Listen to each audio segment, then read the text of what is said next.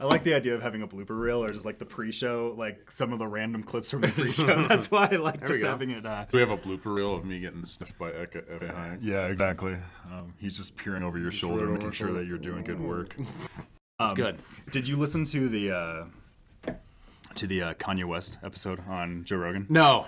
Okay. No. It's funny. I listen to his MMA ones, and I listen to him whenever there's someone I don't know who it is, or someone who I know who it is, right? But if it's Kanye West or like some other celebrity, I'm like, No, I found it interesting because on this weekend I had a friend message me, and it made me think of our beta run on this.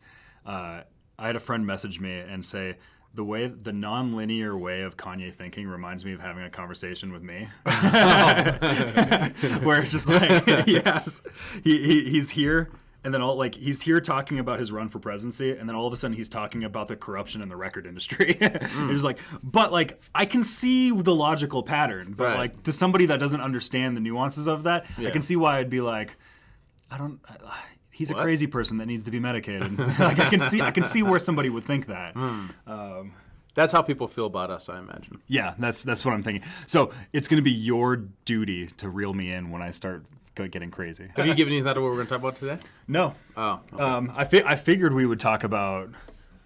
I figured we would talk about the political atheism thing again. Oh, okay. But wherever it goes afterwards, right, we'll see. This is going to be an interesting test of my ability to switch, because I've been thinking about something else all day. Yeah. And like last time, our beta run. Yeah. We'll call it a beta run now. I was thinking about it all morning. Like I was working out that morning, just be like, "Ooh, I want. Oh yeah, I'm gonna talk about that." You know." And I was just, it was like this whole thing. So just gonna have it go. Yeah. Okay. How do we want to start this thing? Hi. Hello. So this week, it's an interesting go, right? Because we already did this once, and we're going to try it again. This time, hopefully better. So the problem last time is that conversations are great, but we never finished a thought. That might be one of that. So we might need to challenge each other a little bit more to actually complete thoughts. Well, that's why I brought up when we were just kind of getting this thing going. I was bringing up the Kanye West thing. Right. So because I feel like the way that I think is like Kanye West, where it's just like I go here and then I think in my brain that it's logical to go to this next thing, but I don't know if everyone thinks it's logical to go to this next thing. So when I start doing that, you have to reel me in. Is that kind of like a concepts problem? Right. So if you're someone who believes in principles, right, and you see a principle that's integrated across many different domains, are you more likely to kind of appear to be that person that's switching topics almost seemingly at random? Because you see the throughput between corruption on the federal level and the government spying on the Trump campaign and how the record industry is corrupt. If you're Kanye, but if you're anyone else, you're like, Well, it's not even that they're necessarily linked, but it's pattern recognition. Right. So like I see, we might be talking about one subject, and it'd just be like it's so natural to be like, yeah, it's like this other pattern that I recognize. But I think a normal person would just be like, those industries are completely, they're not at all the same. Right. But it's just like, yeah, but the pattern recognition is there. That's exactly right. Or when you're pointing to a generalized principle that is applied across different domains, and I see that so much in political discourse, right, where you're like, oh, this phenomena is a lot like this phenomena. People are like, no. Those are two different issues. Yeah. Like, no, wait, you don't get it. Minimum wage creates unemployment. It's a price floor. Tariffs don't do better because it creates price manipulations that also have these consequences. These are how prices work, right? And you're trying to describe the general idea of prices. They're all price manipulation. And people were like, yeah, but tariffs are different than minimum wage. You're like, I know that. The point is, we're trying to talk about something below the topic here. We're trying to dive deeper. Yeah, or like zoom out a little bit onto this concept. It's not like, this one policy is similar to this policy. Yes, they're talking about different specific phenomenon, but the overall economic principle is still there. Price manipulation causes disruptions in the marketplace. Right. Regardless, like this is indisputable. It might be different types of discrepancies. Disruptions. Yeah, that's the word. It might be different types of disruptions, but there's still disruptions. Right. And that, or an ethical principle, right? X person treating some person this way versus someone else in a different circumstance, but they're both people, and they're both trying to do something ethical. The inability to translate those things, how big of a threat is that to our current state of discourse? If you're somebody who can't take two different circumstances and recognize that there's a pattern going on and meet that other person to debate about that underlying pattern, is it possible to have good discourse? I don't think so. See, I think so. We just got to lighten people up a little bit. That's the question. Like you got to, you can, because everyone is grappling with the same problem, right? The only time where it becomes impossible is when all parties decide, no one's acting in good faith, right? I think the reason why it doesn't work is because people are so suspicious that the other person isn't acting in good faith when they make the analogy or the metaphor or the pattern recognition across two different domains. Yeah, I don't know if it's necessarily the good faith thing. It's like, yes, people tend to just be like, there's my side that's acting in good faith, and then there's their side that's not acting in good faith, and they want everything that's bad, and my side wants everything that's good. Like there's that tribal team mentality that exists in persuasive dialogue, right? Right. But then there's also just like, if you zoom out past just rhetorical people fighting rhetorically in bland politics with symbolism and like this religious mentality that we put on politics, if you zoom out a little bit past that, really, I think it's just there's different values that are fighting against each other. Like there's different axioms at the core of people's beliefs. So when you're talking about like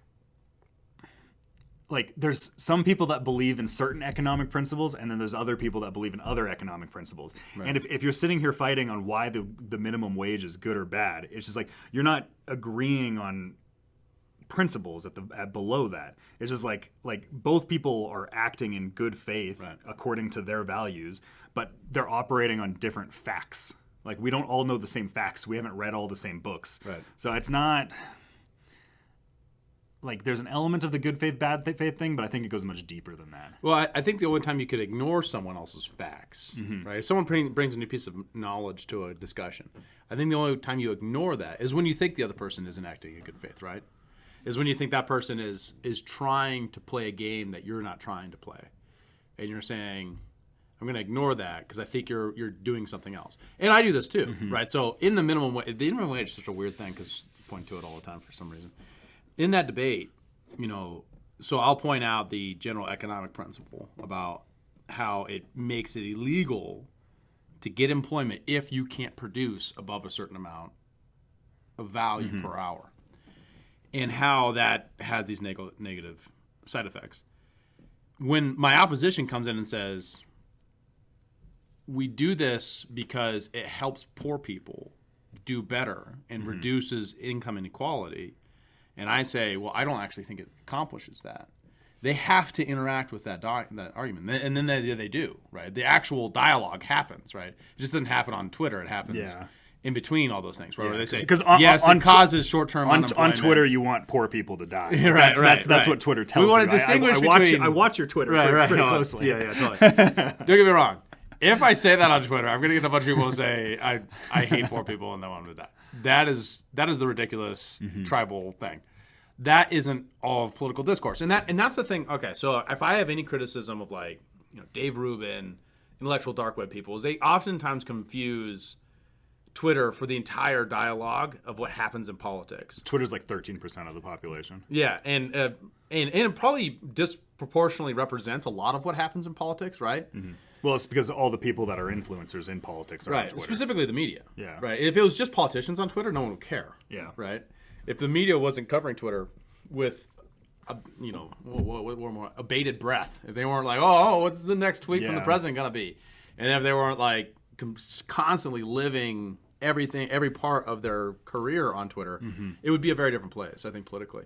And there wouldn't be as much value for almost anyone else, too. I think what most people underestimate is in that space, the most important reason to be there is to be an influencer beyond what you can be within your immediate social circle like you are on Instagram or Facebook. Probably. Instagram might be a little bit of difference. It's Yeah. a little bit more like Twitter in that sense. I but got still, rid of Instagram. I mean, don't pay attention Snapchat. to How do much. you be an influencer on Snapchat? Not even possible. How do you get a message out? How would you get a message out on TikTok? Seems a little bit more like Twitter in that sense. You can get outside your immediate network, and if you're on the right hashtag, etc. Creating content. Yeah.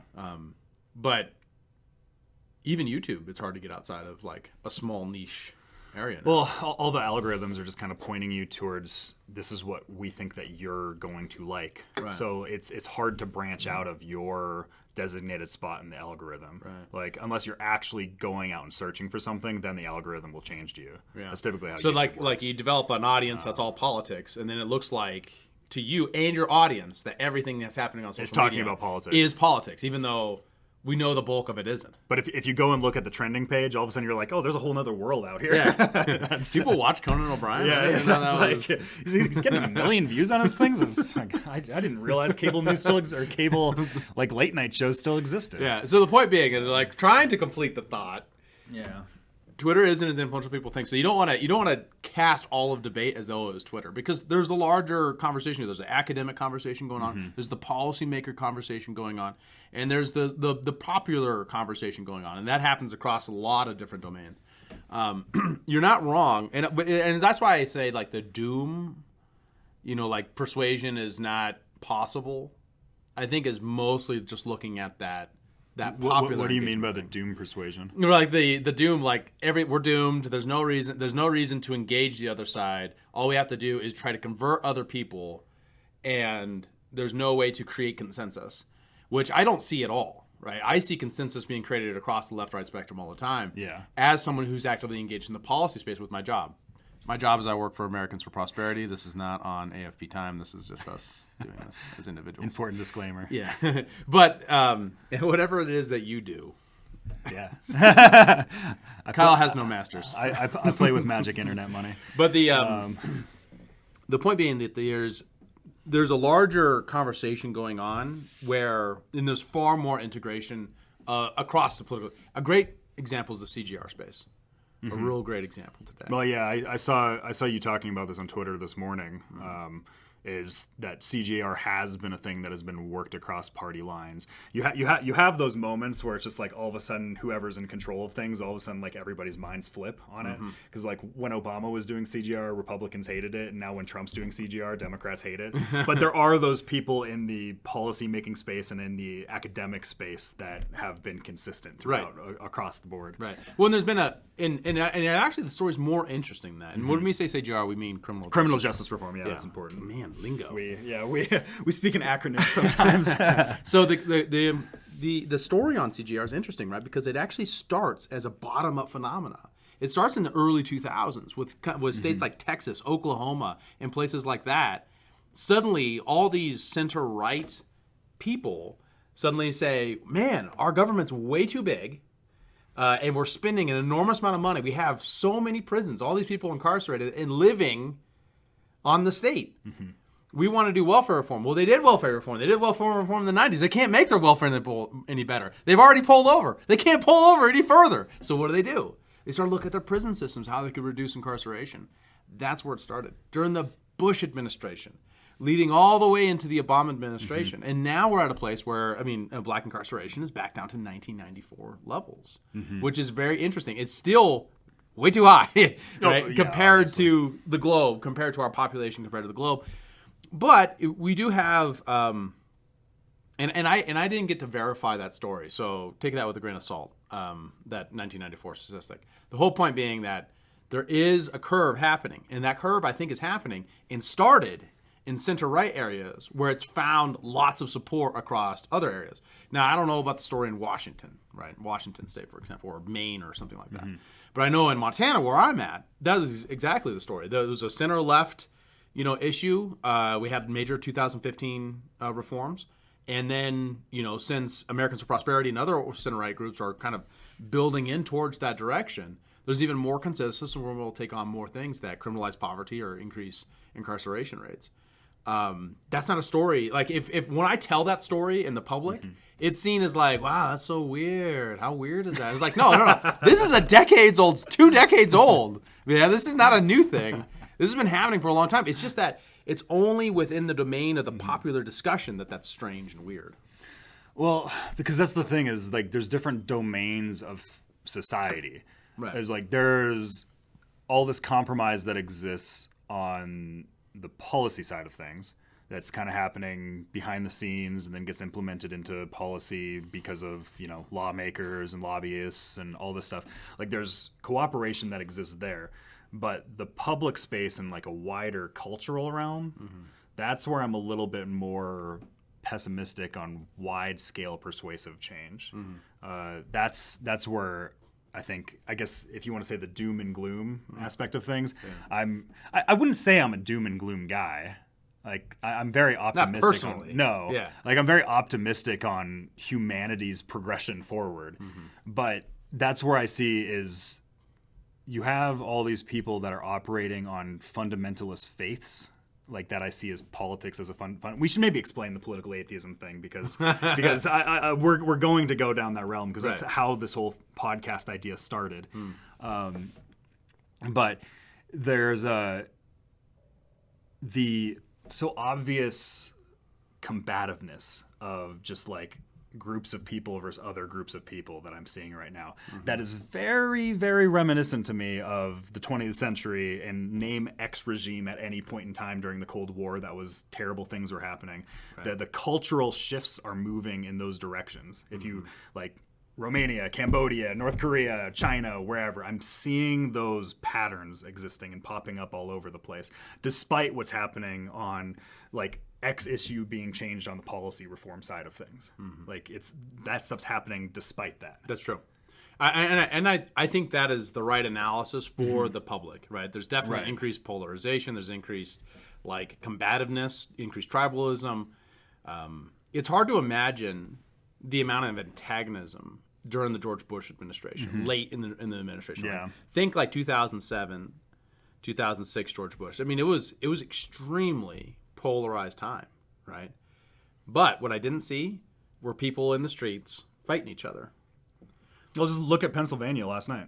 Unlike what we've seen since the Obama administration, like midway, not the Tea Party, 2008, 2000, No, it was more like Baltimore, 2015, 2016, Obama administration got very brutally combative, right? And moving through the Trump administration too. I'm not trying to blame Obama for it. I mean, it's a larger phenomenon than the presidency, probably. Yeah, I think it is. And like that increase, like it's okay. And a couple things there.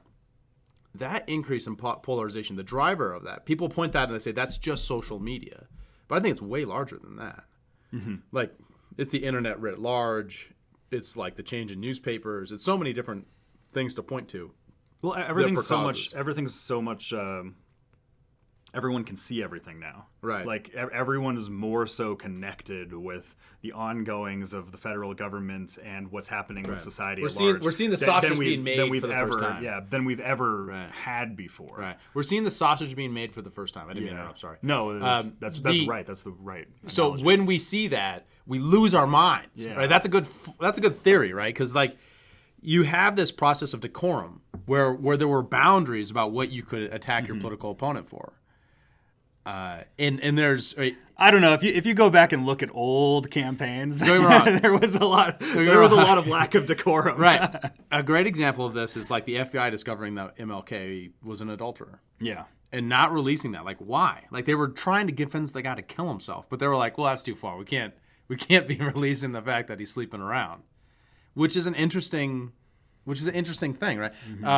The reputation that LBJ actually had for being a total creep, apparently, and or the Kennedys or whatever, and that part of that. So there's two ways to interpret that. There used to be this magical era when everyone was a gentleman, and we all just debated the ideas on their own merits.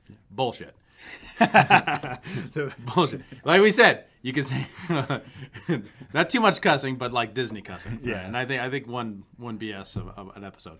So you just use it twice, man. I said BS the second time. It's okay then, right?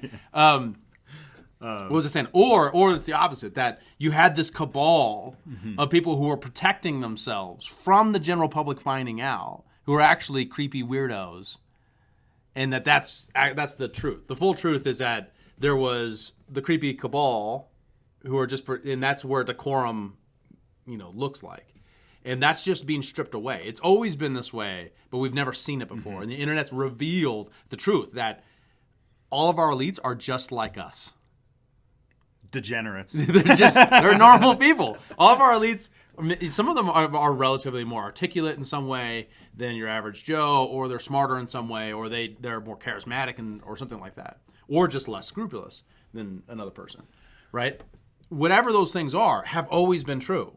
Right. Well, yeah. We're just seeing it and experiencing it, and people are actually reacting to that phenomenon. That's a good theory. I mean, a possible theory. It's probably one. Well, I mean, like, just look at history in any way. Name a president, and you can probably find some sort of dirt that shows, yeah, they are just like us. Right. If not, even maybe more depraved than the average person. But we never know it in their lifetimes. Or like. Imagine Jimmy Carter dies, and we find out that he was a freak. He was weird. I mean, we know that about Bill Clinton. We knew that about LBJ. We knew like LBJ was a very depraved person. That's true. He used to talk to reporters with the bathroom door open while he was in the bathroom. Yeah. And he would take interviews like that. The kind of things that LBJ did make. What was that comedian that got in so much trouble for female comedians? He'd touch himself and things like that. Louis C.K. Louis C.K. LBJ did things way worse than that. Yeah, he was far worse than to LBJ. male colleagues in the Senate and reporters. Things like that. And reporters. Reporters are asking him questions about policy. Yeah. And I believe his quote was, "Because this is what I think of them." Right. The sort of things that go on in the policymaking circles haven't been as transparent as they are now. So but that can be an invitation too. Like the way people are responding to it are saying your side is exceptionally evil, and we've been saying that for 8 years now, right? How do we? We can only say that for so long before everyone's like, maybe everyone comes to the conclusion, oh wait, they're just like us. They're not exceptionally evil. They're just kind of incompetent, kind of like me. They're not always that as smart as they think they are, kind of like me. Like people get to a place of actual acceptance of the reality, maybe. Well, this is the thing that I like about the Trump era. Like, say what you like or dislike about Trump. This is the primary thing that I like about this era that we live in, is that there's an unmasking for a lot of people on the sacredness of government, these bureaucracies, these institutions. There's an unmasking that's being revealed. Right. And it's largely just because Trump often says the quiet thing out loud. Right. Like, that's just kind of what it comes down to. Right. Like, you hear him on an interview and he'll just be like, these people, there's this thing called the military-industrial complex. You're just like, no president's supposed to talk about that. And then you'll watch the media just being like, he hates military members. Yeah, what you mean is the generals thing. It's like some of these generals, they're going to Northrop Grumman and they're getting the best jobs, after they're done. That. Well, no. He'll also say like, this is a direct quote from Trump is, "There's not a war they don't want to fight." Yeah, exactly. So the funny thing about people are making a lot of money. Those were standard talking points of the left for 8 years through the Bush administration. Well, 6 years through the Bush administration. After 9/11. I mean, oh my goodness! Like, it was so common to go down to the local library and see left-wing, anti-war people saying that is probably the most red pill thing that happened to me that caused me to really wake up to the whole conception of the idea of political atheism, which we should explain maybe. Yeah. We're not atheists, and that doesn't mean that that we don't believe things in politics. What it means is that we don't buy into a deity, right? That, like there's no political deity that we're willing to say that one's sacred. There might be principles that we think are true, might be principles we think are valid, but there's no party, there's no group, there's no whatever that seems right. And you had the best analogy for it, so you go ahead and set that up. Yeah, Dave and I were helping a mutual friend of ours on a project that was talking about political independence, and we were supposed to explain in 2 hours what it's like to be a political independent. And early on, I had a quote that Dave loves, that being a political independent is like being an atheist in a polytheistic society. you have red church and blue church that are all vying for you to worship their chosen deity. You have these lesser deities like gold church or green church or whatever, like that are just like, yeah, we're here too. But in the end, I don't really want to join your cult. Because that's what it is people view, and I think this idea comes from a lot of people that we get a lot of inspiration from, people like Jonathan Haidt's work with The Righteous Mind, people like Michael Malice talking about the cathedral, just kind of looking at the psychology behind people's view of politics, and it triggers the exact same brainwaves that a fundamentalist faith does. And this is why when I'm talking about, I'm kind of pessimistic on the idea of persuasion. I don't think it's not possible. Like, I think it's very possible to persuade people of things. Like, I used to be one way, now I'm another way on politics. But I think it's a very difficult process to do that, and it's often inefficient because people are so ingrained in their beliefs on a fundamental, like, religious level. Right. And part of that is, like, dispelling that. Yeah, there's the idea that there's something illusions that are in unique place. about your political beliefs that's separate from your other sorts of beliefs. Like the idea that political beliefs and religious beliefs are like different species within the same genus, right? That they're cousins in how they operate, both psychically, but also like in experience. I don't even know if I would say they're cousins. I think that they're one and the same.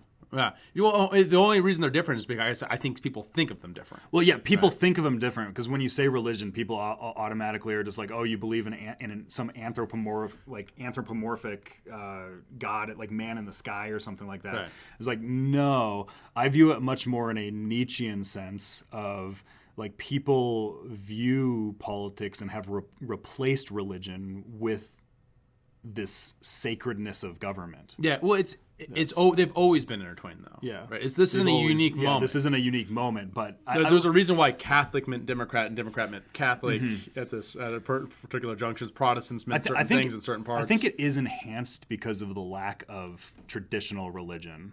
That's right. I think that's a real phenomenon. Yeah, I'm not saying it's not real to say that. I'm just saying I don't think it just has different expressions over different times depending upon other competitive ideas, right? So like you could reasonably say at a time that there was a more nuanced discussion about abortion issues on the left when the Democrat Catholic Association was so strong and such a large part of the voting bloc on the left.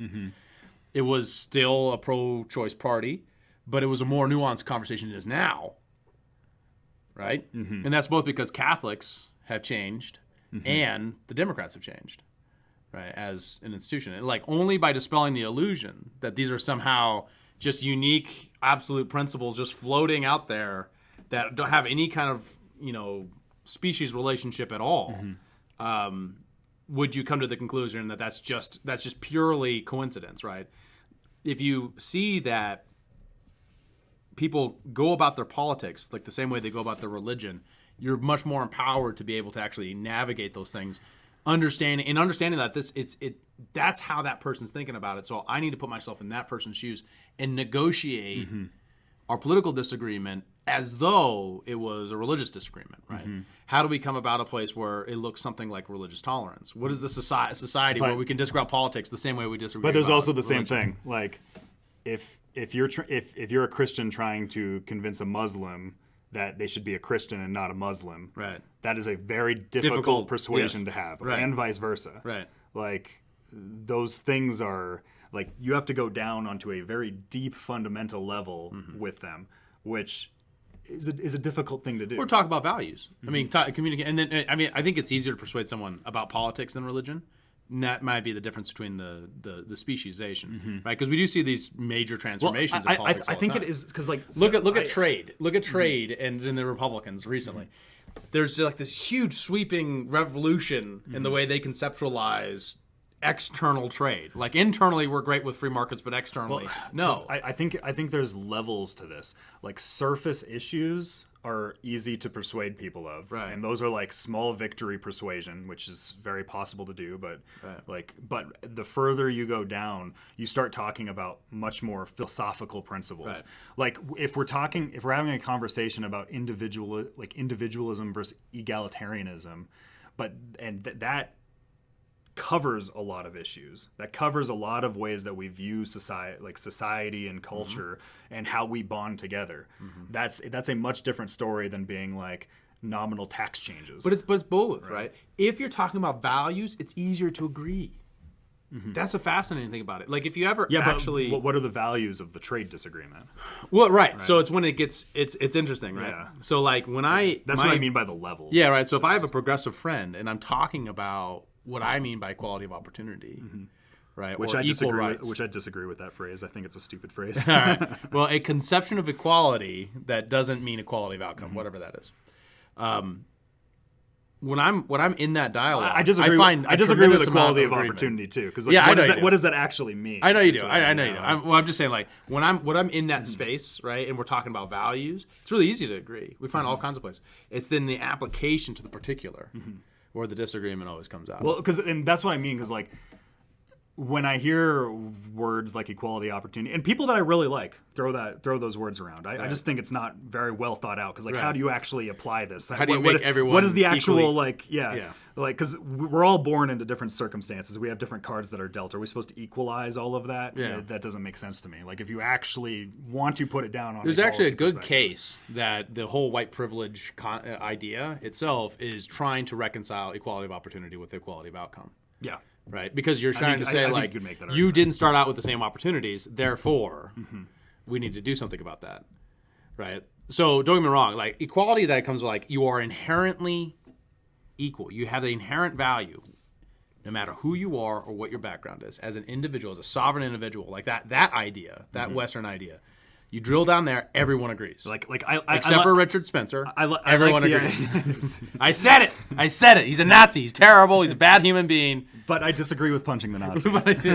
Get around to that at some point. But that's the political atheist part, right? Is where you can say you're not attached to these things. You can actually detach yourself and observe them. You're not seeing it in like so. What makes those ideas religious and not something scientific or something philosophical is people's attachments to them and emotional attachments to them that they can't navigate. They can't escape it, right? Because they've decided that their identity is tied in that thing. So if your identity is the wall, you're gonna be disappointed. Right? Yeah. You're gonna breed resentment, right? It's gonna have all kinds of negative psychological consequences if your identity starts with the idea. And I'm picking on the wall at the moment. But I think that's just as a valid criticism if your entire identity starts with the idea that the universe, the society, exists to oppress you, and that's it. That's the only concept. Well, what's So sorry, someone came in. Let me finish that point. Yeah. That society exists to oppress you, and that's the only thing valid about society, or true about society. If that's the whole thing that your identity is based on, you're not going to be able to see a tremendous amount of reality that's out there. Only by detaching that identity and trying to ground it in other things, whether that's the wall or oppression, you're not going to be able to see the full thing. And that's what being a political independent is. That's what being a political atheist in this case. That's what it means. Is removing that part that has to incorporate that as part of who you are as a person in order to have a personality. Well, an example of this resentment, we're recording this right now the day after the Amy Coney Barrett confirmation, right? Just look at Twitter last night, and just the resentment. Delicious. Is this woman is going to take away women's rights, like just full swing. Right. It's and it's not just the left that does this. The right does it too. Libertarians do it too. Everyone does it. And it's Uh-huh. hopefully the thesis of this podcast is going to be try to tackle that and attack everybody on that. Right. And what that does is it prioritizes ideas and like the validity of their ideas and like practical engagement that makes the world a better place over my politics is about serving me. Mm-hmm. Right. My politics is about satisfying my need for meaning. Right. So like if your need for meaning comes from your political point of view, you're not going to like your politicians are going to let you down. Right. Like they're not. And it can't always just be that the other side's at fault. Barack Obama didn't really get around to criminal justice reform, guys, that's not just the Republicans' fault. Hey, he's the one who said, I have a supermajority in the House and the Senate and the presidency, and I'm not going to spend any time on justice reform. I'm going to spend it on a botched effort to try to turn us into a single-payer state. Like that's the priority. He did do a little bit of criminal justice reform. He was working with like Rand Paul at one point. I remember that. Just not a lot came there. But I mean, like, imagine at the transformation that the ACA had in society, where it's completely healthcare isn't a thing; it's only insurance. Insurance is the only thing that exists in the healthcare industry, right?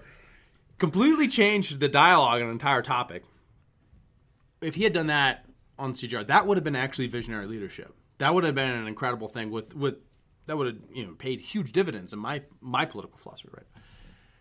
But if you're out there saying that and you look at the facts, you can't even see that Barack Obama didn't really take CGR that seriously. You can't even see that the Trump administration has done more on CGR than the Obama administration did.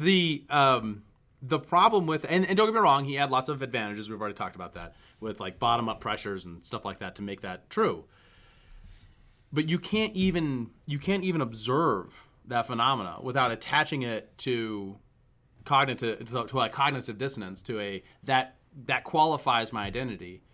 You're missing out on a whole bunch of life and a whole bunch of truths, and you're gonna be less able to actually engage with the world as it changes, is because it's big and complex. Well, and a primary example of people viewing like the party structures and just government in general as the church is it often doesn't really matter what the policies are being pushed by their chosen team.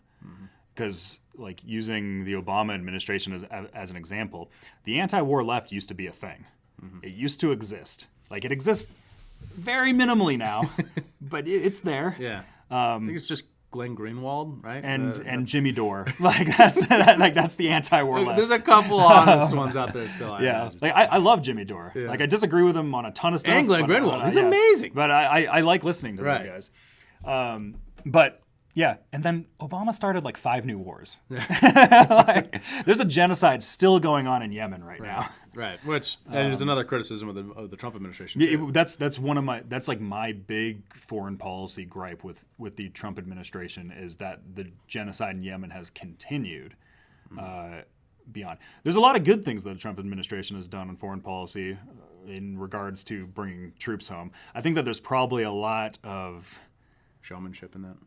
Showmanship, but also I don't know how strong the presidency is in actually controlling these things. Yeah. Because I have very much an Eisenhower view on this. Of the military-industrial complex has been going strong since World War II and is still going very strong. So how difficult? Like, if we got somebody like a Ron Paul into the presidency, who really wants to just bring all the troops home, right? Like, who knows where Trump actually is on some of this stuff. Right. But if we got somebody, how difficult would it be for Ron Paul to actually could they actually do it? Yeah. So I don't know what that would look like. It's an interesting problem, right? Because people who hear that and you are favorable of Trump be like, oh yeah, I'm the military-industrial complex, man. That's making all the difference. I'm sure in the Obama administration there are all kinds of left liberals trying to integrate what they were before Obama with who they were during when the top guy changed, saying exactly the same thing. Oh man, the military-industrial complex, that's probably why you can't do it, man. Yeah, and it might be that. It might just be like... It's an interesting problem, right? Because it's both just true, because the deep state is a thing, right? Yeah. The permanent bureaucracy is a thing. Now, if you look at that and you just say, well, that's just conspiracy talk, that's religion. Yeah. Right. That says, oh, that's just what the Protestants believe. Right. No. Like, that's just to take an entire concept that also has just grounding in facts. It's also just to turn it into a cheap thing to degrade, and then it's just an ignorance of history too. It's like we have historical record of all of this stuff. So I mean, if you're being objective about it, it's a lot easier to take those things as facts, right? And the other ones to be like, wow, that's not really what he meant. It's kind of like when you. The conspiracy theory is a breed of religious thought too, right? So the conspiracy theory, a lot of people put their identity into some of these conspiracy theories too. There's an example of conspiracy theories, pedophiles going through the government. This has been a thing that's existed for decades. This conspiracy, right? the Jeffrey Epstein story has really been a thing for about a decade now, but it really just popped off last year, and Jeffrey Epstein didn't kill himself, right? But this has bred a whole new wave of conspiracies that there's not, where it goes to a point where there's unsubstantiated stuff that's going on with it. And that in itself is a bit of a, or not a bit, but is also a religious mentality. Right. Well, so here's the sense of that, right? So like you could take George H.W. Bush saying, we're entering into a new world order, right? And he could be meaning an international cabal of elites that are going to rule us all. Or he could be remembering the Berlin Wall just fell, and that means the world is going to be ordered differently now that the Soviet Union is no longer a thing. You could take that. You could use it. You could turn it into fake news and interpret it lots of different ways, just with that little clip, right? That's what conspiracy theories are created through that process of taking things that are true and removing their context and trying to deposit this larger theory that may or may not be true. Now, I'm open. I'm open to either. I'm radically open by nature, right? So, like my personality is that I'm going to consider lots of different ideas. The trick is how do you, like, for example, the military-industrial complex. During the Bush administration, conservatives were convinced the military-industrial complex idea of Eisenhower was really just a big overreaction. It's not that big of a deal. How else would you do it anyways? That's just anti-capitalist, mentality, right? And then you want the commies to win, right? You want the terrorists to win. You want the terrorists Why aren't to you win. on board with the effort, man? That was a real problem back then. If you are, that makes me feel really. It seemed like really old. I'm like back in the Bush days. One of my favorite things, like let's bring something to more contemporary times, right. is when all the Russia stuff was going on with the FBI and all the like whistleblowers and leaks and all that stuff. Right. You got guys like Sean Hannity that are coming on and just being, this is the first time in America history the FBI does not have the Americans' people at intentions. It's like there used to be a lunatic cross-dressing FBI director that was blackmailing presidents. like this is a thing that existed in history. Right. It's like this is not the first time the FBI has been corrupt. It's an interesting problem, right? Because if you begin to visualize the world in terms of like with the fullness of those facts, right? That the president, the so-called monopoly on force isn't actually a monopoly. There's lots of competing pressures within it. Just like any major corporation or anything else, there are good and bad actors trying to influence this large organism called the federal government, lots of different directions. Once you start to think like that, well, the world makes you are more getting sense closer to your. Yeah, the world makes more close. You can integrate the world better. You can reconcile lots of different things. The question is, how do you keep from becoming that person that is both fruitfully engaged and able to articulate, the truth and actually reform the government and look to transform society in a positive direction, and you don't just become, well, it's not worth doing it because the deep state's going to stop you from doing it anyways.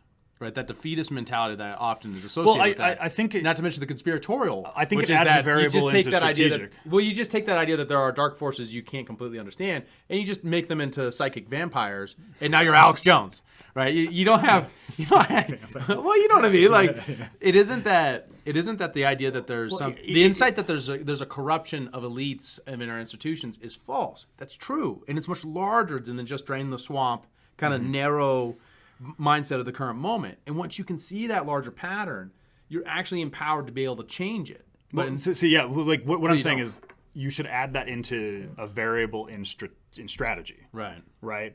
Is like, don't just expect that winning the presidency is the victory theory on how everything is going to change and everything is going to get better. Right. Like the world is much more complex than that, and there's a lot of variables that go into place. So you need an all-out attack effort as a victory theory.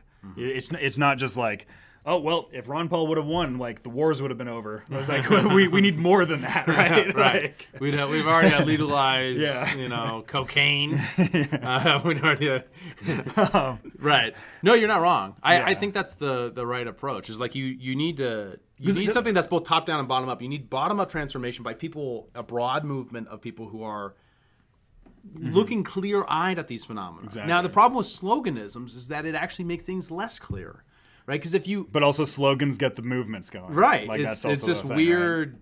it's this weird yin to yang problem. Yeah. Right, where you need sophisticated, like what often identified. If you can get someone reading real books in your movement, you have something special, something unique. If you can get people to just slap a bumper sticker on that says something, intolerant, that's easy. That's a lot easier to do. Down with systems of oppression. It's like, okay, whatever that means. Coexist. Whatever these things mean. Right. That doesn't mean tolerance isn't true. That doesn't mean you don't want to reform systems of oppression. But there's a difference between something that says, hey, guys, go read The Righteous Mind. Actually learn how to articulate other people's point of view. That is a subtle and important thing. Like, hey, that's some actual advice that would actually make people's life better off. If you're, just very, relatively curious about libertarian ideas, go read Human Action if you want to have a fantastic grounding in how to understand the study and discipline of human behavior. It will help you with that. It's not an easy book to read. No, that's why I was like, that's a rough. But that's what Ron Paul did. That was the amazing thing. Like, he had Human Action there, this big stack of books, but like read Blowback and Human Action, these things, and then we all went out and read them, right? And it changed a lot of people people's did life, that. right? I mean, Dave Smith's life, it changed my life. All these people all identifying that same nerdy country doctor saying, hey, wars are bad, remember? And I was like, oh, yeah. Right. Wars are bad. Wait. It's like, wait, the Fed is manipulating our money. It's like the idea that you have that's a great point. The idea that you have a movement of people that are chanting "End the Fed" at rallies is just like, yeah.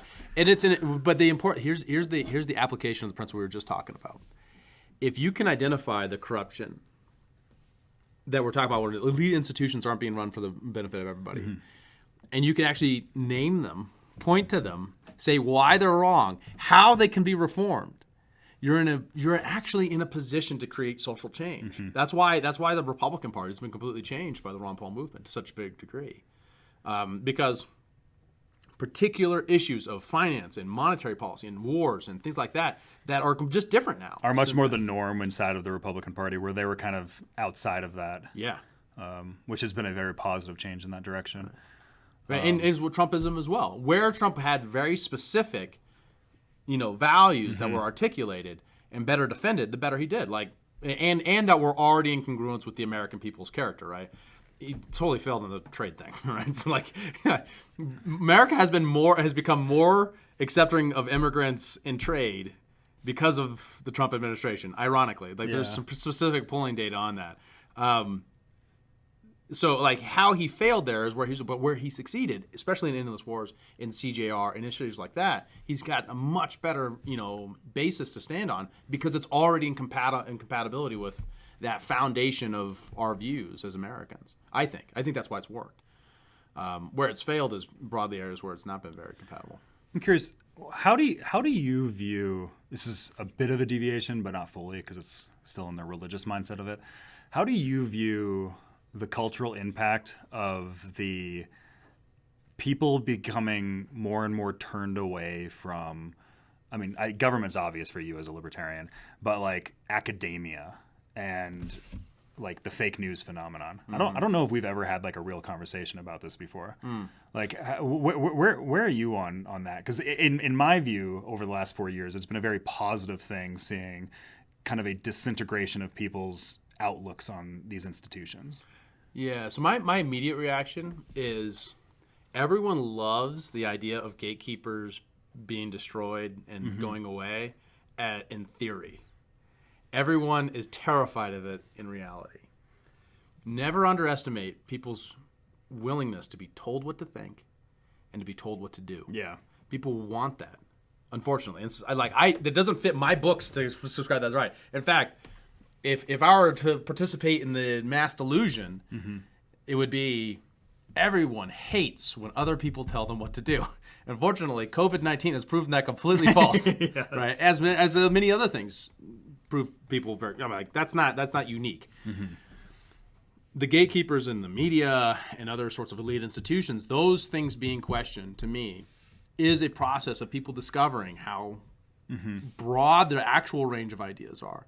And everything else is a response to that, right? A terrified response to like, oh my gosh, there are people in this world who think we should be a monarchy. Can you believe it? Right? I wouldn't have guessed that in the early 2000s. I'd be like, yeah, the amount of people is like 10 Well, no, it's like a couple, maybe tens of thousands. And it would be a mind blow to most people to discover that. Like, oh, wow, that's an anarcho-monarchist. Interesting. Right? And I'm just a nerd of ideas. Don't quite know how those things coincide, right. but sure. Right. So, like, I mean, I sit there and I look at it and I say, like, I'm interested in ideas as a person, so I think that's interesting. Other people look like, you can't think that. We live in a democratic republic. And that's kind of a true point, too. How do you trust somebody who thinks that the whole institution is illegitimate? So no, I think a lot of those questions are all responses to what the internet has done, right? What social media has done, what a new antagonism between, like, most people who are responding now don't remember the Bush years that well, but I mean, I was a kid. Yeah, there was lots of antagonism between the press and the president at the time. Right? It was very normal for people to be like, well, of course, what we're doing is our jobs as press people. And then the Obama years, all those people just went to sleep. They're like, oh, Obama, come to our press corps events and make fun of us. That'd be so cool. Oh, he's so cool. Do you know how awesome our president is? He is so great. You know, like, that was 8 years of that. Yeah. And so now we're just getting back to the place where, oh, wait, the press is supposed to give the president a hard time. Like, we're just remembering that. Yeah. Well, I don't know if we're just remembering that. Like, I think there's more to that. Like, there's very much, like, the Trump derangement syndrome is pervasive. Don't get me wrong. I'm not saying that therefore it's legitimate. All of it's legitimate. Yeah. I'm saying that there is antagonism. I would love for is the appropriate. Press, I would love for the press to give everyone a hard time, no matter what. Exactly. That's my gripe. Is that I just wish they would have had the same amount of skepticism through the Obama years. And there was some. Like, don't get me wrong. It wasn't always a cakewalk. Yeah. It's like Glenn Greenwald. Look at the prosecution of whistleblowers. Yeah, with the Edward Snowden story. All that stuff. Exactly. That whole question of, like, has the press lost it with Trump in the various different dimensions? Well, absolutely. That's an old story. During the Bill Clinton years, we had the same set of dialogue about is the mainstream media too liberal? All those sorts of questions. Well, because it's just like the amount of times I've heard someone say that the Obama administration was scandal-free. Right. Actually, no. This is a fascinating thing. After the debate on last week, the second presidential debate between Trump and Biden was last week. I believe it was a clip I saw from CNN. Might have been Jake Tapper, where he was saying that a lot of the things that Trump said are not going to. A lot of people just aren't going to understand, because if you've been listening to this news network, you would have never heard of them. Yeah. And it's just like, that's it. That's it right there. Yeah. Is there's certain people. There's like half the country is getting all their news from certain sources that are only hearing some stories, not all stories, and then vice versa. You're getting others. But that sentiment, that worry, the proscription of that worry is like, well, we need to bring back the gatekeepers. When we all were on the same networks, we all could agree. That's the interesting thing. That's why it's a reaction to that. Yeah, but that's the ridiculous thing is that was the problem. Was you would go, and when there was 3 channels for news, you know how easy it is to control the narrative? Exactly right. So it's a funny thing. People are actually missing the time frame when we were more easily manipulated, where there was less transparency, when there was less when the news media was more complicit with the president in telling his agenda, and so that's it. It doesn't mean that bifurcation of media sources, like where we're all going to get our media from different places. That's not actually historically accurate or like unique. Sorry. In the Revolutionary era, you had Federalist papers and Nationalist papers and Anti-Federalist papers and Democrat papers and Republican papers and all of that. When things were the more flat they are in terms of power structure, the more chaotic it feels and the more at stake and at play. When we were all fighting the Cold War together and there were only 3, major newspapers, 3 major television stations, of course it felt like we were all together and it was less chaotic. It was because it was a highly ordered time frame. We're just in an era right now where there's more competition for ideas and space. That's like that. The boundaries are being questioned because of that. The technological revolution is pushing everything along in this really interesting, way that allows for people to create media like this from the bottom up. That allows for people to change the underlying cultural institutions through innovative work right? So through people like Brett Weinstein coming out of nowhere and suddenly becoming really popular, even though he's just kind of a big nerd, or Jordan Peterson or whatever the phenomena is. Someone gets big and popular because of some news story. They have a much better avenue and self-empowered way to get their message out and to sustain it over time. And that is changing society. And that's all we're reacting to. So I say all that to answer your question, that to me, is it good or bad? I'm not sure, right? Because it has good and bad within it. Yeah, right? there's pros and I cons. worry about people who only consume things from one source because I think it increases religiosification. The thing that makes it religious, that makes something that should be just, well, I don't know, is that a good or bad idea? Into it has to be true because my side says it's true. Well, because it's interesting because when the New York Post got locked out of their Twitter account, which they're still locked out of their Twitter account right now. Yeah. Now? Yeah, they're still locked out. The New York Post. It's like a week and a half since they dropped the Hunter Biden, the initial Hunter Biden story. If they hold on to it till just like after the election or something like that, people are gonna lose. So like I'm seeing conservatives, like, big writers, conservatives talking about the nationalization of Facebook and Twitter. And it's like that reactionary aspect is something that I'm terrified of because like I get what they're saying. Like I am not in favor of Twitter being the gatekeepers of the truth, right? Like and like I wish that social media, like all these social media platforms, just let us have, freedom to talk about whatever we want without blocking people.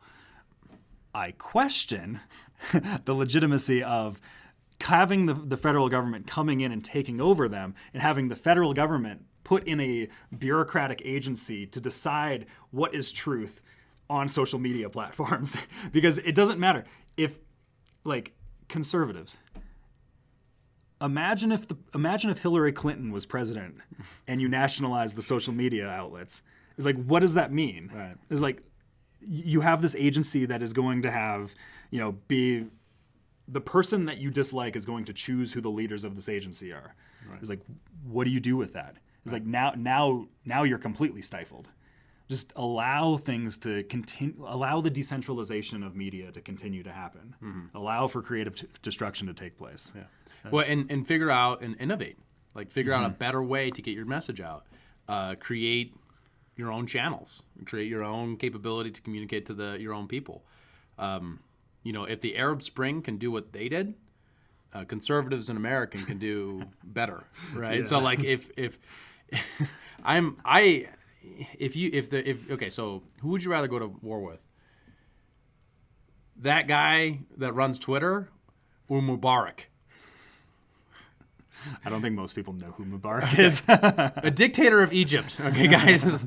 It would be he had helicopters and tanks. All right, the other guy has kind of a okay-ish platform, right? So I just feel like conservatives, I don't know how libertarians have been on this, but conservatives asking for regulation, liberals asking for regulation of social media companies too. This new consensus should be greatly suspect because what it is asking for the government to become a gatekeeper for acceptable opinion rather than saying, which at that point and with our religious analogy, that is church and state, right? Which is together, right. That's the last thing you want. Yeah, that's the Catholic Church saying no, the Earth is flat, or just as bad, like repealing Section 230, right? Mm-hmm. Section 230 basically says that the media site isn't responsible for my free speech on that site. I'm responsible for what I say on their site. So if I go on there and I spew some crazy stuff that everyone hates, you have a right to up, down. If I threaten somebody, it's my responsibility, not the social media site. If you repeal that, you're going to empower the very people you're so skeptical of with the legal right and duty to police me. Well, right now they're policing you because they just feel like it.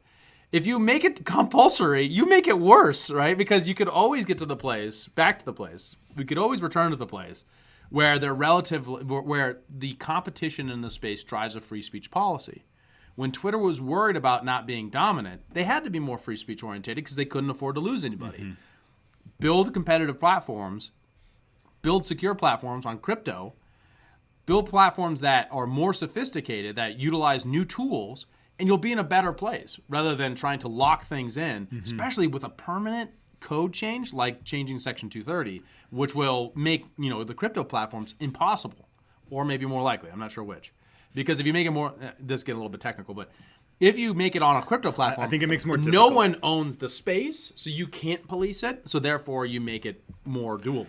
Well, one of the problems with coming in and regulating these things, and Jack Dorsey and Mark Zuckerberg want regulations to come in. Yeah, They've been very open about this. If you're a conservative and you're seeing your enemy saying, "Please regulate us," you're playing into their game. And I think one of the things it does is it further legitimizes them as the sole monopolies on like there's no reason to compete. Right. If this is just the place where everyone stays. And you're cutting off your ability to innovate the next step. Exactly. Right. Yeah. I love this. Conservatives, so all throughout the 90s and early 2000s, you would turn into Rush Limbaugh and be like, back in the dark ages, when you couldn't talk about politics and talk radio in like the 1960s and 70s because of the FEC wouldn't allow you to. Telecommunications Act of 1964. The Fairness Doctrine was the antithesis of the conservative movement, and today we have them asking for a fairness doctrine on Facebook. Think about that. Well, there's the Michael Malice line: conservatism is just progressivism driving the speed limit, right? Yeah, well, in this case, I'm not even sure that applies. Like, that's not even the right analysis in this case. This case is literally decades worth of conservative thought just being tossed out the window because, well, things are different now. I mean, it's just short-term thinking. I guarantee you, if Trump loses, I don't think he will, but if he does, and we got a Joe Biden presidency, all this will change. And it'll seemingly change over about a period of like 4 months. Not even. And there'll be like this little like crossover. It'll be a crossover and a cross-in. It's like changing music at a dance or like at like a party or something like that. You crossfade it down, it'll slowly go down, and then a new narrative will start to come up. And it's just remember 2016. That was not long ago.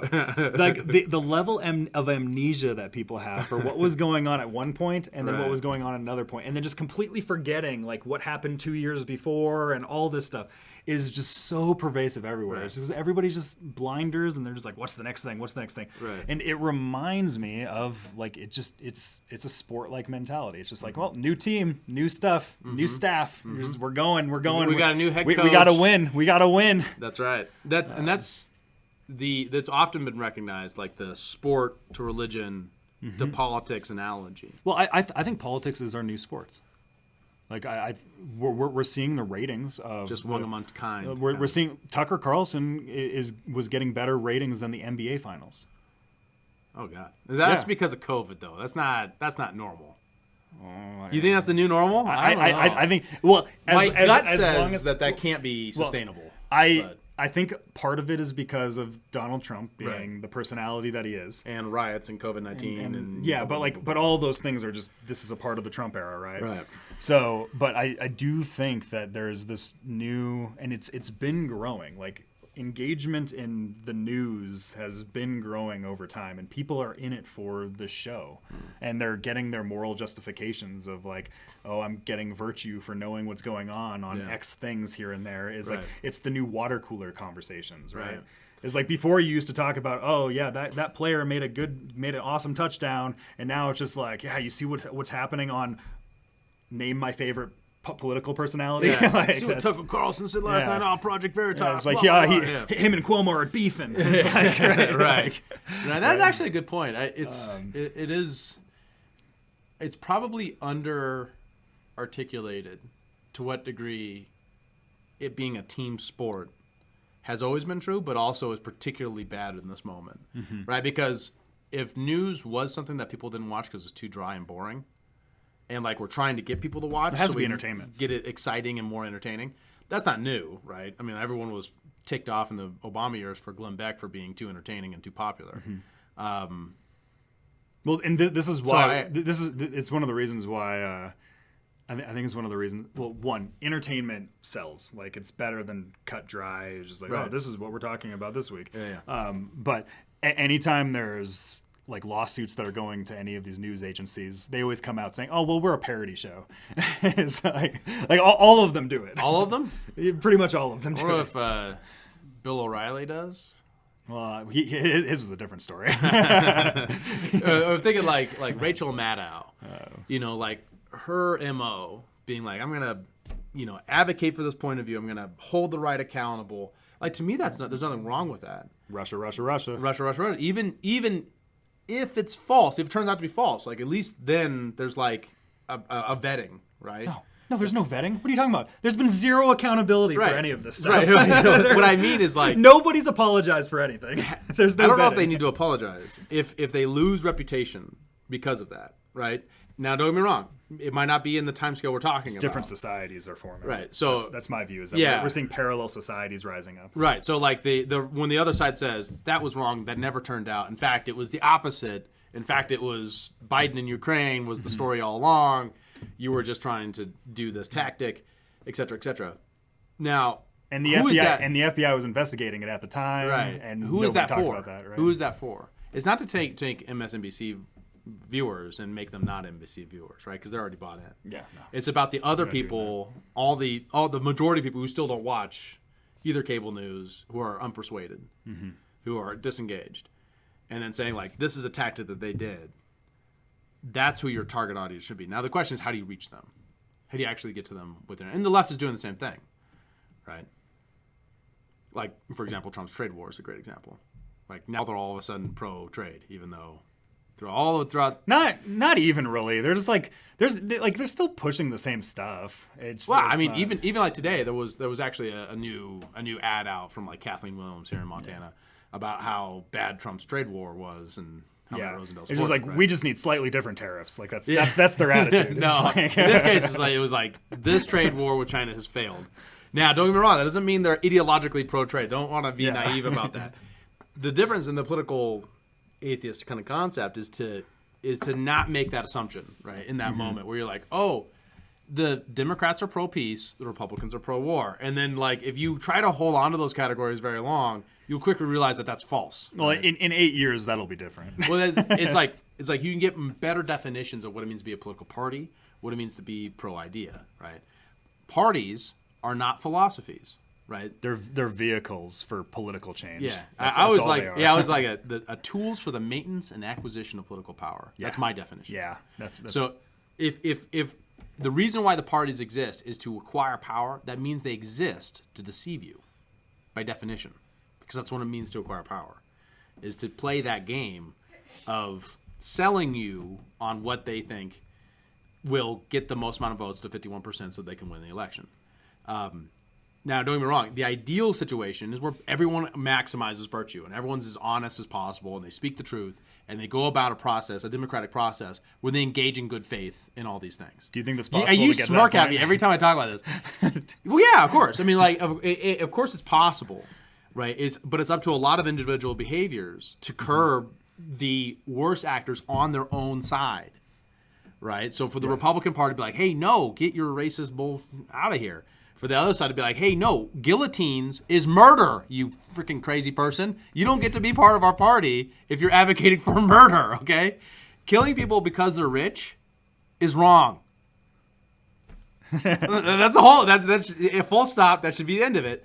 It's part of their axioms of equality, though. Well, right? But that's the question. That's the problem. That is where that's where the persuasion I don't think exists. Well, no, it does. That is where persuasion does happen, where people moderate or become more extreme within slight basis. moderation. So it's just like, okay, we don't kill them, we throw them in a cage instead. We tax them. We whatever. And if they don't pay the taxes, then it's cage time. No, don't get me wrong. I'm not saying that isn't backed by force. What I'm saying is that if their position is, I think there's a difference between like the Barack Obama articulation, who was literally like had Marxist origins. Don't get me wrong, like his dad was, the guy who raised him, his granddad, his mom, all those people around Obama, if you read his biography. Oh, yeah. Marxism pervasive throughout his... all the way around him, right? His growing up. But even him as a candidate was saying, like, hey, guys, capitalism's great.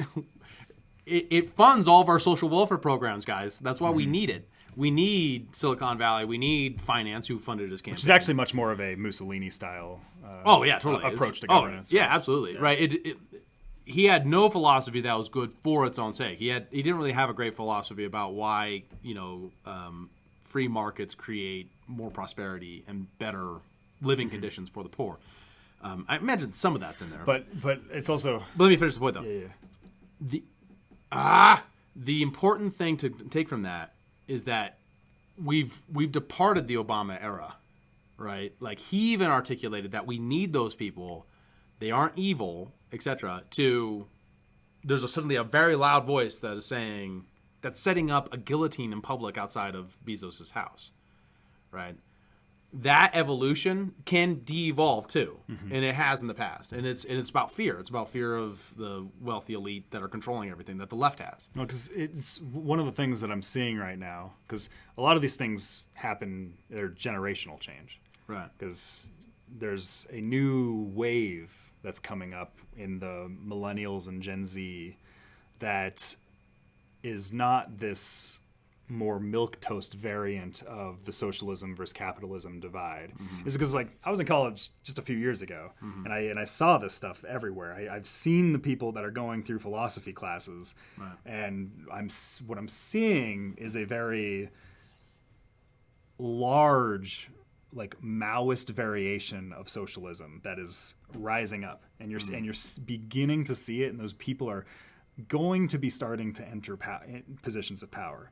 We're already seeing like the radical socialism is becoming far more trendy on the left than the more moderate central. Yeah, and there might be a pushback because you got people like, the Brett Weinsteins, the Sam Harrises, like those types of moderate liberals that are a pushback. The Tulsi Gabbards, like whatever, but it kind of just seems like those people are just now exiting their side, and there's like a new side that's forming, that's coalescing around, and it's year by year getting stronger and stronger, that coalition of a more Maoist Marxist perspective. So I see that when it comes to identity politics very specifically, like trans issues, ableist issues, or across like the identity. I remember talking about the ableist thing years ago, and people were like, "That's not a thing." Right.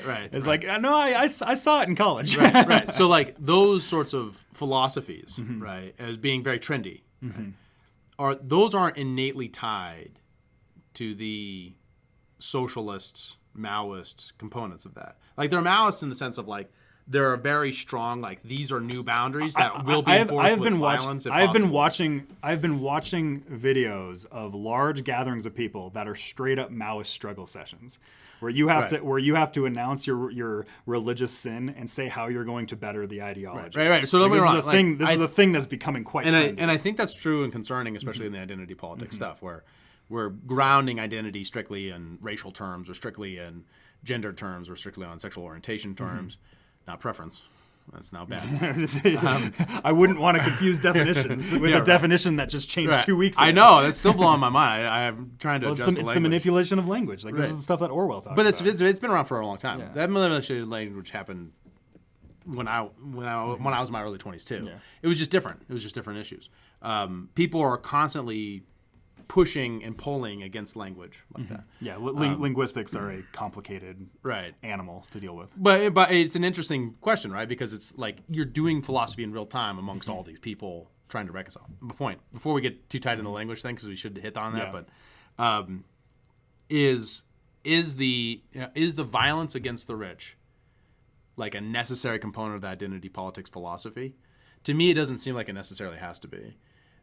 That you could see like how to talk about someone who's transitioning as a transgender person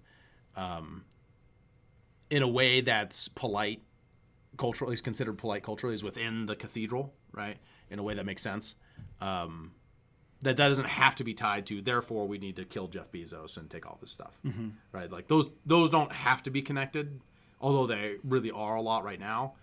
But just like that's the thing, is just they like are there's this right disintegration now. with That's the problem. Yeah, just like there's this disintegration with where the left is still campaigning as if the right were anti-gay marriage, right? Where you have these gay people who are like, wait a minute, why am I a liberal? Why am I a Democrat? I mean, like, because I am wealthy and I don't actually want to pay more taxes, right? Or I want to innovate because I'm an entrepreneur. Well, why am I a Democrat? It's like the 50 Cent thing. 50 Cent says that he's voting for Trump because he doesn't want to become 20 Cent.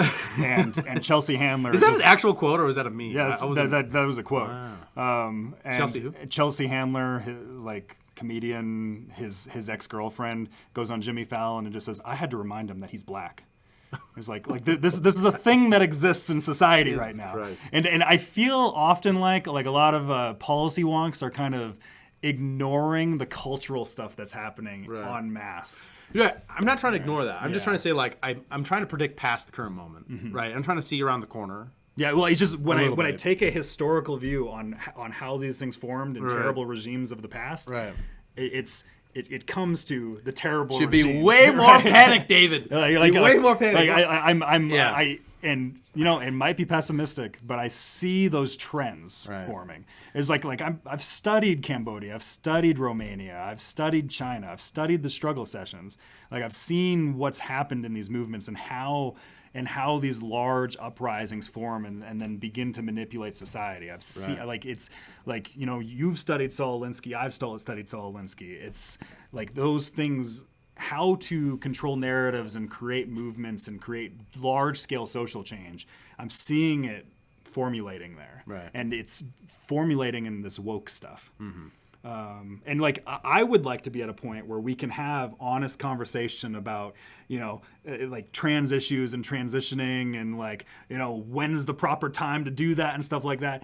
But I'm not seeing it. If you want to engage in an honest dialogue on this stuff, you get shouted down and you get kicked out of society. Right. And it's like I want to go to a place where we can have tolerant conversation. Right. It's just I'm not seeing it. Right. I'm not seeing it anywhere. Well, some of it's like practice, right? So like the more people who practice it and don't bend to people who are saying, well, you don't get to say that, the less likely it's going to persist. That's what we've seen in the past, right? It's people who are entrepreneurs in the space who reject control, who ultimately are the ones who defeat the control. Looking at the history of gay rights is a great example of that. People who specifically say, you know, this is who I am, I'm not going to change for you. No, you move. That's what creates that space. I like Thaddeus Russell for that reason, right? He kind of articulates really well how that change occurs by people, not elites, but by normal people stepping up to say, this is who I am, and I'm not gonna change on that. On the other side of that, openness and vulnerability in that space too is also proved to be really valuable. Like the more people say, hey man, I'm open to changing my mind about this. You tell me what I should think about this, and I'll bounce it off my principles, and we'll have a discussion, dialogue. I think those people are winning bigger than anyone else is right now. I mean, look, Dave Rubin wasn't as popular until after he began to become more open and tolerant across a larger political set of ideas. Joe Rogan is famous for that very reason. Signed the biggest podcast deal of all time. He's more listened to than almost anyone else in the country. No, he gets like 5 times the viewers of any. Not because show. he's a Maoist, but because he's not. Because he's very much the opposite, and he's one of their people, right? He shares their ideas, their kind of cultural, religious implications of those ideas. So no, I'm kind of in both camps. Yeah, like right, I agree. Like I see the pushback coming. It's just I'm concerned about like the. If your entire political philosophy is about making other people feel guilty or shame, I see that as a tactic that could win over the short run. It has won in the past. Yeah, but can it win over the long run in a society that like ours? I don't know. We're not. Are we a shame-based society? I'm just like all I'm saying is, it's worked in the past, and millions of people have died because of it. Right. So like that's the thing that I'm worried about. Right. So and that's like because of individual choices and things like that were made in Cambodia or in Vietnam and places like that. I've had these people tell me they're going to throw so me. You got to unpack this for people. The idea that your entire political philosophy is based around envy or jealousy or things like that of the other. How do you distinguish between that and a legitimate concern about inequality and things like that? Well, I think when we're capable of having open dialogue, that is the space. But we are capable. We're capable now, right? Yes, Right. to a degree. Yeah. There's also a lot of resistance to the actual idea of open dialogue. Right. You now. might get canceled. There's a lot of controls. There's a lot of people afraid of the social repercussions of having honest conversation. Like I have had people call me up to tell me who they're voting for, and because they thought I wouldn't judge them for their choices. Right. and they're afraid to tell other people. Right. Like that's I'm seeing that happening all over the place right now, where people are afraid to actually express their values in society. So people just go along with their social persona and just try to fit in where they can. Are you observing just when that happens? Are you seeing the broader society, or are you seeing the fact that for a very long time conservatives haven't been the owners of the culture? Right, conservatives have been on this back heel on culture for a very long time. How do you distinguish between that and like a broader argument? Because, like, for example, in the late 90s, there was a lot of discussion about PC, right? I mean, watch old South Park episodes is a great way to take a time capsule back to that time. That is like a time capsule. And remember that, wait, this is not the first time we've had a lot of discussions about free speech and about PC culture. How do we respond to that? Right. Well, and how do we take that knowledge and actually use that today? I'm not as sure about, but I'm just saying. And in a lot of ways, it almost seems like the left has become very corporate and boring in a lot of ways, and the right is now becoming the punk rockers, which those roles were reversed 20 years ago, right? Because of which is strange to think of conservatives as being the punk rockers now. Like that's like. I'm not even sure if you want to consider conservatism, right? Because it's like it's so divorced from it. What even is conservatism? Like conservatism isn't even like. I don't think Bill Buckley would be like, yeah, Trump pretty much bears my banner. Like he's probably not. I guess like if you're trying to engage in it as a serious philosophy exercise, you would probably distinguish that. You'd say like the current Trump movement is the punk rock is becoming. Well, it's such a strange thing because even like Ben Shapiro is way too straight laced. Like look at the WAP Ben Shapiro thing. That's a great example of that. Like you can't tell me the conservatives are punk rock when you can't when they're still like oh my god, rap music is so dumb. That's you can't be punk rock and say that at the same time. I've said this. Well, remember Ben Shapiro used to be a never Trumper, right? That's a good point. But that's a good point. So he kind of represents the old school conservative thing. You've heard me say this. You've heard me say this. Let's have Trump walk out to WAP. Like that would be the Trump. Which would just be ironic and hilarious, and would be a hilarious troll move. Could you just imagine like the acceptance speech, like the ending party dance thing is? Oh man, that would be. Well, and I've said this. You've heard me say this. I'm not a fan of Bill Buckley. I think he did terrible things for the conservative movement. Sure, there were some positives. Whatever. We can maybe have a different episode about that. But I view Ben Shapiro as the Bill Buckley of our time. Well, I mean, it's a funny thing because like. Michael Malice, maybe you, and we don't have to dig in this very far, but want to reject like the boundaries around what is conservative, right? Even though you're not a conservative. Yeah. So I don't even understand what conservatism is. Sometimes I don't either. I have to go back and I got to be like, I gotta divorce myself from everything I see around me and be like, okay, what did I read about this in the early 2000s? Oh yeah, that's what it was. But that doesn't mean that it's not a thing, right? Lots of philosophies are that way over time. Pragmatism is the same thing. I don't actually know what it is anymore. Pragmatism doesn't mean anything. It's so everywhere, it doesn't have a thing anymore. Pragmatism, or maybe positivism would be more. Pragmatism to me is abandoning everything that you believe in for virtue signaling points. That's what. Anytime somebody says they're a pragmatism, like I see where you're just you're just too involved in the larger dialogue. Well, the policy making space, pragmatism is about like getting it done. Yeah, but like get the bill across the line. That's not what pragmatism means. Is getting it done. Oh, I know. But that's what people view as just like when Bill Clinton was a pragmatist. You're too head in the clouds.